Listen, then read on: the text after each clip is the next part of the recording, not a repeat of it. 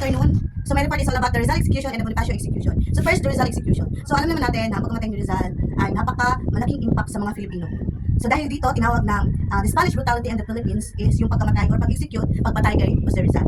So si Rizal has been living peacefully in Dapitan. So Dapitan, Zamboanga del Norte since 1892, where he was helping the Filipino with their work. So that time kasi, si Rizal kasi ay isang doktor. That's why, sinasabi dito na helping the Filipino with their work. So ibig sabihin, isa siyang doktor na tumutulong sa mga tao.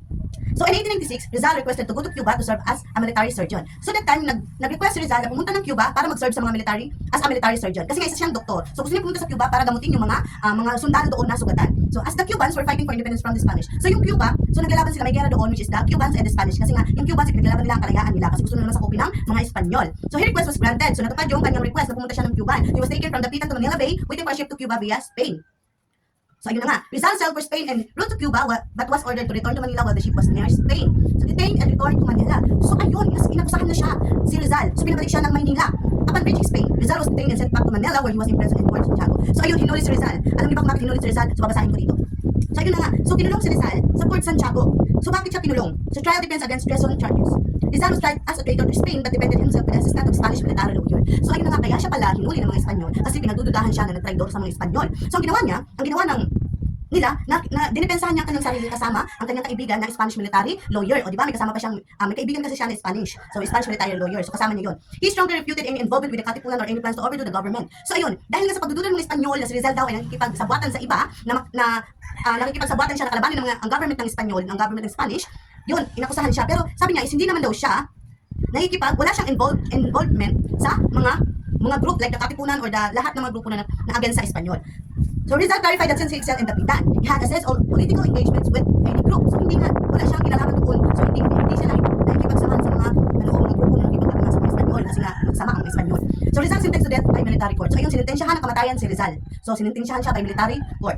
Despite arguments, Rizal was not pardoned and sentenced to death. So sa lahat ng mga arguments about sa alam niyo ba na lahat ang tumulong para magkaroon ng pardon si Rizal para hindi siya masintensyahan ng pagkamatay. So yung kanyang ina, yung kanyang mga kamag-anak ay pumunta na sa government doon para makipag-usap na bigyan ng pardon si Rizal. Tapos yung mga kaibigan niya, mas kahit na yung Spanish na kaibigan niya is makipag-usap pero hindi talaga ito na tuloy. Dahil si Rizal din ay ayaw din niya, parang hindi din siya pumayag, parang sa pride niya, ang taas ng pride niya, no. Kahit nga si Bonifacio is ang tinulungan siya para magkaroon siya ng pardon, para hindi siya sentensya ng kamatayan pero hindi niya yun tinanggap. So ganun talaga yung ni Rizal kasi nga hindi naman daw siya talaga nakikipag-ugnayan sa lahat ng mga grupo. So, appeals to the Governor General Administrator of War in Spain were unsuccessfully. Ayun na nga, hindi natuloy. So, Rizal executed on December 30, 1896. So, ayun nga, pinatay si Rizal noong December 30, 1896. Execution did not discourage revolutionists, but prompted to them to fight harder. Filipinos were emboldened by Rizal execution to strive for country's independence. Do alam nyo ba na ang mga Pilipino is, sa pagkamatay ni Rizal ay mas lalong manggigil ang mga Pilipino kung nakalabanin ng mga Espanyol. Dahil nga sa mga baliko na pamamalakad nila sa Pilipinas. Ayun na ang mga Pilipino na pinagbilakan sa pagkamatay ni Rizal. Ang pagkamatay ni Rizal, ang ginawa niya ay para magkaroon ng kalayaan o maging malaya ang Pilipinas. Yun ang dahilan kung bakit namatay si Rizal. Yun ang nasa isip ng mga Pilipino. At alam niyo ba guys na ang masakit lang doon kasi nga dahil malakas ang mga Espanyol more than Filipinos kasi nga sila ang nagahari sa Pilipinas dati, sila may mga kapangyarihan is hindi ang mga Espanyol ang pumatay kay Rizal. So, mga Filipino guys, mga Filipino ang pumatay kay Rizal. So, inutusan sila ng mga Espanyol na patayin si Rizal. Doon, marami pa yung kwento pero hindi ko nakahabahin kasi nga baka hindi na, basta ganun, napakasaklap na nangyari din kay Rizal sa kanyang kamatayan. Pero, ano pa rin tayo, swerte tayo dahil si Rizal ay gumawa din siya ng hakbang para makipagbaka sa mga Espanyol laban sa mga nakipagbaka siya laban sa mga Espanyol para ang Pilipinas ay maging malaya sa kanila. So, hindi man sa pakikipagbaka na lakas ang ginamit ni Rizal, pero gumamit siya, ginamitan niya ito ng kumbaga, sa talino, dahil matalino si Rizal, nagsulat siya ng mga libro na nakikipagbaka sa mga Espanyol, which is the No Limitangere, El Filibusterismo, so lahat yun, mga sulat ni Rizal. At alam niyo ba na ang huling ni Rizal, ang huling sinabi ni Rizal nung mamatay siya is So yun lang yung Rizal execution. Next naman is the Bonifacio goes to Cavite. So Emilio Aguinaldo si Bonifacio daw goes to Cavite. Emilio Aguinaldo as the young mayor of the Kawit and Cavite later reveals force against the Spaniards, earning the nickname General Miyong. So si Emilio Aguinaldo ay meron siyang nickname na General Miyong due to his admirable leadership qualities. So si Emilio Aguinaldo ang pinakabatang mayor daw sa Kawit and Cavite. So isa siya sa nakikipagbaka sa mga Spaniards. Aguinaldo achieved multiple victories over the Spaniards with one of his notable triumphs being the Battle of Imos. So si Aguinaldo daw ay maraming napanalunan na laban. So victories over the Spaniards. So ayun na nga.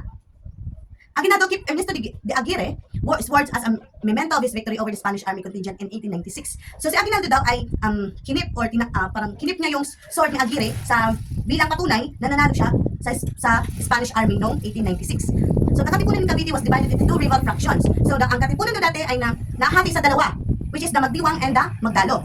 Bonifacio was called to mediate between the rival actions in Cavite in December 1896. At the same time, he was on December 31, 1896, discussed transforming the Katipunan into body with the governmental powers. So the Magdiwang faction preferred keeping the Katipunan while the Magdalo faction wanted to change its structure. So dati ang dalawang grupo ng Katipunan, which is the Magdiwang faction preferred keeping the Katipunan. So yung Magdiwang, so gusto nilang panatilihin yung samahan, yung panatilihin nila yung Katipunan. So while the Magdalo faction naman, gusto nilang baguhin yung Katipunan. Baguhin niya yung structure. So despite the meeting, no decision or action while taking to transform the Katipunan. So sa meeting na yon is walang nangyari kasi wala pang desisyon na nabubuo. So hindi pa ano yung desisyon. So the Tejeros Convention. So that time na Bonifacio Gusto Cavite, hindi pa nagkaroon ng desisyon talaga kung anong gagawin sa Katipunan. Kasi dalawang Katipunan dalawang pangkat. So the Spanish army was striving to conquer Cavite. Ito na sa the Tejeros Convention na to. The Spanish army was striving to conquer Cavite as significant battleground of the revolution, leading to the fall of several towns into their control. In response to the advance of the Spaniards, the rebels decided to convene at Tejeros, San Francisco de Malabon, now General Trias. So that time, the Spanish army striving to conquer Cavite to significant battleground of the revolution. So dahil nga yung mga Spanish army ay pumunta na naman ng Cavite, so ang ginawa nila is pumunta sila sa Tejeros, San Francisco de Malabon para doon parang doon sila mag-meeting ulit kasi nga yung Cavite is nandun na yung mga Espanyol. On March 22, 1897, a convention took place at the State House of Tejeros, which the rebels had seized from the friars. So yun na nga, nangyari. For formation of new government, Bonifacio presided over the second part of the convention. So Artemio Ricarte served as the secretary. Members present agreed to establish a new government. So election of officials. It was decided officials of the new government could be elected by those present. Continuous on respect for elected officials. There was an unanimous agreement that whoever got elected would be respected by all attendants. So ayun naman, na sila dun sa Tejeros Convention na gumawa na naman sila ng parang butuhan kung sino ang magiging mamumuno sa Katipunan. So Daniel Terona questioned Bonifacio's proclamation and suggested Jose de Rosario was more suitable for the position, causing Bonifacio to feel hard as there was an agreement to respect the election outcome. So dahil sa ang election nila, may kumontra si Daniel Terona. So kasi daw question ni Daniel Terona si Bonifacio, yung pamuno ni Bonifacio kasi daw is mas maigi na si Jose de Rosario daw yung papalit kay Bonifacio. So dahil sa against ni Daniel Terona is nasaktan si Bonifacio kasi nga dapat daw is kung ano yung result ng election is yun na yun. So yun na yun. Bonifacio demanded Terona to retract the statement leading to the confrontation where Bonifacio aimed his pistol at Terona. So ayun na nga, nagpangit na ang kanyang dibdib, sumama ng kanyang dibdib kay Terona kasi nga parang pinahiya siya ba. So Ricarte intervened by stopping Bonifacio from taking any further action. So ayun na nga, nagkagulo na ang Pilipinas. Nagkagulo na si Bonifacio kay talaga galit siya kasi nawalan daw ng respeto si Daniel Terona, parang binaba siya. Yung binaba siya talaga, yung hindi parang tingin niya sa Bonifacio ni Terona is mababang tao lamang. As the current leader of the Katipunan, Bonifacio invalidated the election results and anger. So hindi yun invalidated ni Bonifacio kasi galit siya, and galit siya sa mga aksyon ni Daniel Terona na ayun, hindi nga dapat daw si Bonifacio doon, nakatuka doon, dapat daw si Jose de Rosario. Okay? Bonifacio and his followers quickly departed from the scene after making this declaration. So mga followers ni Bonifacio, siyempre galit din kasi nga ano nila si Bonifacio parang siyempre tinitingnan nila si Bonifacio kasi siyempre galit din sila. So ayun na nga, hindi na natatapos ang meeting sa Tejeros Convention. Another meeting naman sa Tejeros, so pangalawa. So Bonifacio, Ricarte, and others gathered on March 23 to draft a document called Acta de Tejeros or Minutes of Tejeros to record the events of the previous day's election. So the document should technically be referred to as Tejeros resolution due to the resolution mentioned in the convention preceding. Around 45 individuals, including Bonifacio, were present during the drafting of the Acta de Tejeros. So ang Acta de Tejeros, ibig sabihin nun ay Minutes of Tejeros. Participants rejected election result and accused Magdalo people of fraud. So ayun, ang mga participant naman nag-reject naman ng election result kasi nga i-accuse nila mga Magdalo na basta mga matatapang, ganun na yun, proud. Men signed a resolution in accompanied Bonifacio to naik. So hindi dyan natatapos, guys. Another meeting in Tejeros, hindi pa talaga yun na guys. Hindi pa talaga yun natatapos ang meeting nila.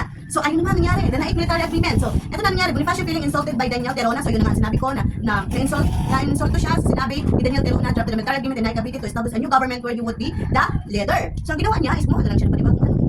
So the agreement decided General Pino Aguilar as the army commander and it was signed by prominent figures like Artemio Ricarte and Severino Diaz. So yun na ang nangyari sa kanilang agreement kasi nga dalawang grupo ang Katipunan. So gusto nila na panatilihin ang Katipunan. So ang Magdiwang naman ay gusto nila magbago ang Katipunan. So yun yung pinagtitingan nila hanggang sa magkagulo sila. Bonifacio is wife and two brothers. So ayun na nga. So dahil doon nabuwag ang Katipunan. Nabuwag silang dalawa. So Bonifacio is wife and two brothers along with some followers moved to Limbon and Indang after signing the naik military agreement. So ayun na nga. So si Bonifacio dito sa kanyang asawa tapos sa kanyang kapatid ay pumunta sa Limbon and Indang pagkatapos ng signing nila sa naik military agreement. Aguinaldo, pretending to be sick, learned about the naik agreement and sent an emissary to persuade Bonifacio to acknowledge that the hero's election result for unity against the enemy. So ayun na nga. Colonel Agapito Bunzon used for against Bonifacio and his brothers, leading to a skirmish where his brother Sir Yaco was killed and Bonifacio was wounded in the neck and left arm. So alam niyo ba na napakasakit, ang pinakamasakit na nangyari is hindi kay Jose Rizal, para sa akin lang, no? Dahil sa pagbabasa ko ng pagkamatay, shortcut na lang natin to. Sa pagkamatay kasi ni Bonifacio ay hindi lang siya yung namatay or hindi lang siya yung pinapatay, no? Which is pati yung buong pamilya niya. Pati yung buong pamilya niya, hindi lang siya. Alam niyo ba na ginahasa rin ang asawa ni Bonifacio? Ayun, kaya sobrang sakit, pati ang mga kapatid niya is namatay that time. Hindi lang siya ang pinaslang, pati ang kanyang pamilya. Iyak na ako. So the military court convicted Bonifacio and his brother for treason with strong evidence sentenced them to death. O tingnan nyo, so ang military court naman ay convicted Bonifacio and his brothers. So ayun, pinahuli na naman nila si Bonifacio at ang kanyang brothers, ang kapatid niya. So for treason without strong evidence, so alam niyo naman, di ba? Hinuli siya, dapat hindi yun mangyayari kasi wala naman strong na evidence ang nakita nila kay Bonifacio. Ang ginagawa initially commuted the death penalty to banishment, but Generals Piedra and Mariano Norte convinced him to withdraw the commutation. Alam niyo ba that time? So nabasa ka lang ng pagkakaintindi ko. Kasi napakakaintindi ko talaga is Renaidor ni Aguinaldo si Bonifacio. Ginamit niya yung utak niya kasi si Bonifacio kasi gusto niya yung persa ang gamitin. So kasi nga mas matalino si Aguinaldo sa kanya. So ayun, parang yung dito Renaidor niya si Bonifacio. General Piedra and Mariano Norte influenced Aguinaldo to reverse this decision and uphold the death sentence for Bonifacio and his brother Procopio. So yun na nga, di ba? Mababasa niyo naman dito sa Bonifacio execution na talagang tayo siya. Hindi ko matanggap sa aking pagka-Pilipino. Siya isang Pilipino, pero Renaidor niya ang kanyang utak. Kasi ginamit niya Aguinaldo ang kanyang utak. So ginawa niya, ayun, nabaliktad. Nawawa naman si Bonifacio. Aguinaldo withdraw commutation order due to the need for unity as the enemy captured towns one after another. So the original death sentence was implemented resulting in the execution of the Bonifacio brothers on May 10, 1897 by Major Lazaro Macapagal of Mount Tada. So ayun na nga, doon natatapos ang buhay ni Bonifacio kasi nga wala siyang magawa kasi nga si Aguinaldo marami siyang alam. Tapos si Bonifacio naman is ang alam niya lang ay pakikipagbaka gamit ang kanyang lakas. So yun, napakawawa talaga ang karanasan ni Bonifacio dito Bonifacio dito. So ayun, basta ang hirap. Marami pa to kaso masakit sa dibdib na nangyari. So kaya tinawag na, alam niyo ba na si Bonifacio din is wala siya ng panalunan talaga na pagkikipagbaka. Wala siya ng panalunan na laban sa Espanya talaga. So palaging talo. Kaya yun siguro yung katapusan niya. Pero napakasakit ng karanasan niya sa pagkikipagbaka sa mga Espanyol. Kasi pati pamilya niya is nadaman. And alam niyo na betrayed din siya. So yun lang po, ma'am. Thank you very much. And bakit mo namin kami iniiwan, ma'am? Akala ko ba ikaw pa rin ang namin? Hindi na pala. Thank you very much, ma'am. And maraming salamat.